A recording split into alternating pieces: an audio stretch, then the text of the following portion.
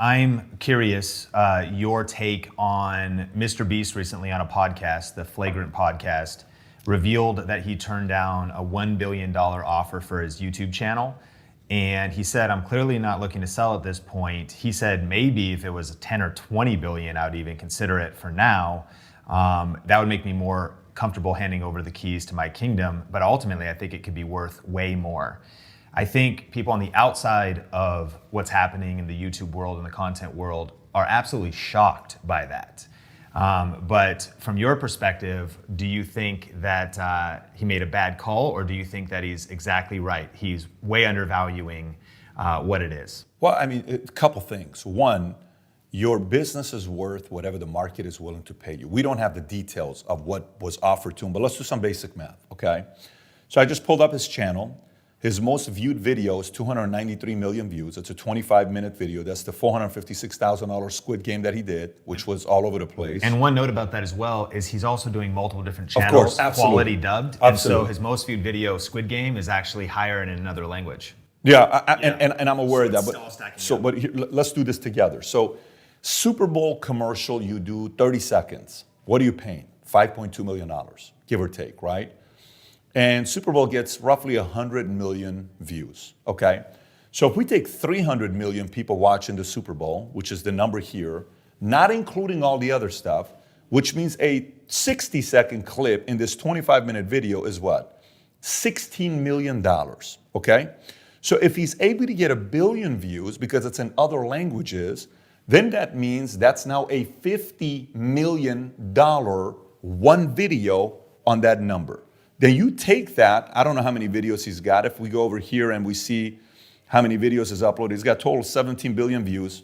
I'll just do the number on 17 billion views we can do together right now on just one channel, okay? Let's do this together. 17 billion views divided by 100 million, because that's what Super Bowl claims. So that's 170 times $5 million, okay? Minimum, that thing is worth $850 million.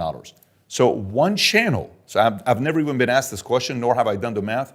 His one channel alone has generated a minimum of $850 million, and I'm calculating only one commercial. Yeah. So assume on each video, he can do 5 60-second commercials. If we go to 5 on that, that's $4.2 billion that he has in his channel. So and then added to all the other channels that he has, I think he's right. 10 to $20 billion is the right number. And YouTube revenue, and also the commercial spots, and then also, and I'm not sure if in the deal he's got Beast Burger now, because I think it might have been for his empire. He's got a restaurant. Oh my God! For the entire empire, they offered $1 billion. I'm not sure, but that's what he was saying. This is. I haven't. I heard about it. People ask me, but if it's for the whole thing, and does he come with it? And how many years does he come with it? And how many minimum clips is he going to do per month? How many videos is he going to do?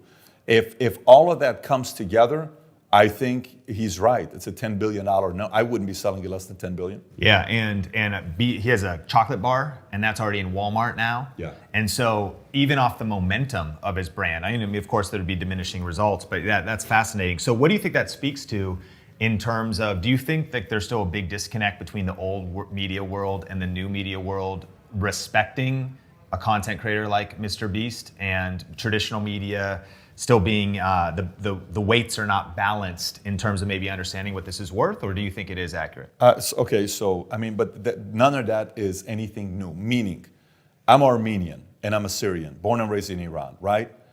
I've done very well for myself. I've made a few $100 million, okay? But if I go sit down with my mom who's Armenian, she'll talk about one of her friend's daughters that got a 4-year degree, and I don't have a 4-year degree. So to her, success is a 4-year degree. To her, success is being a doctor. I don't have a PhD. I will never have any plans of getting a PhD or a master's or a bachelor's. So that doesn't change. You know, what is the difference between a person who goes to Harvard and gets a degree from Harvard where on the wall it says Harvard, but they're making $130 a year, versus a person who went to a community college, graduated from a small school, and built a business and sells it for $1.2 billion. In the eyes of an educator, Harvard gets more credibility. In the eyes of a doer, Forbes 400, you know, all the other stuff, of course you're gonna look at the guy that's generated revenue. But media is getting a black eye, and people like him are not slowing down. And this is just the beginning, by the way. What he's been able to build, and it's going to be interesting as he ages and turns 30 or 35 or 40. Is he going to duplicate himself and bring other people to get others to do what he does? Because he has a personality, but he doesn't have Jimmy Fallon's personality. He doesn't have Logan Paul's personality. He doesn't have Jake Paul's personality, meaning his model is duplicatable. Logan Paul is not duplicatable. Jake Paul is not duplicatable. Tate, not duplicatable. Rock, not duplicatable. Mr. Beast, very duplicatable. So imagine if this guy goes and recruits 20, 30, 40 other 16-year-old, 18-year-olds, and he owns 80% of the company, and he teaches them how to do it, and then they go take off. Could this guy in the next 20 years be worth $500 billion? It could very likely happen to a guy like him.